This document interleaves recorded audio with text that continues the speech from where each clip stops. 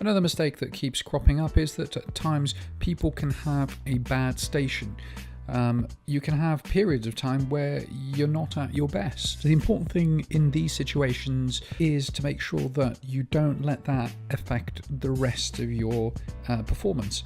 So if there is something that you remember that you've forgotten to ask, or a station that you had no idea about, you can still pass your exam if you continue to do well. Whereas some people can actually be very negative in their own mindset, they can beat themselves up about it, and what that does is actually it reduces your performance in the forthcoming stations.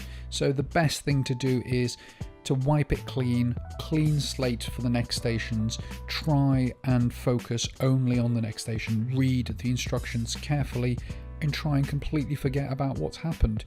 That's how we would deal with situations, difficult patients in real life. If we've had a extremely difficult consultation where it's been emotionally draining, we talk about housekeeping. We talk about taking a moment out, refreshing ourselves, and then sitting back down and treating the next patient as a clean slate, listening to them.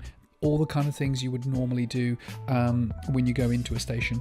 That can sometimes be a bit more difficult if you've had a really difficult situation or a difficult case where you think you've not done as well as you should have done. The other thing to point out is that sometimes we can be overly negative and we can be overly critical of our performance, and you may not actually have done as badly as you think you have.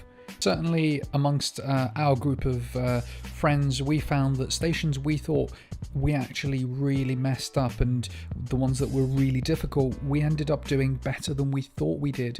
And it's often the ones that we thought, oh, that was quite a straightforward station, I should actually do quite well on that, we actually miss out marks on.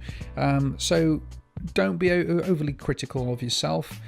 Give yourself an opportunity to perform well later on, and think positively.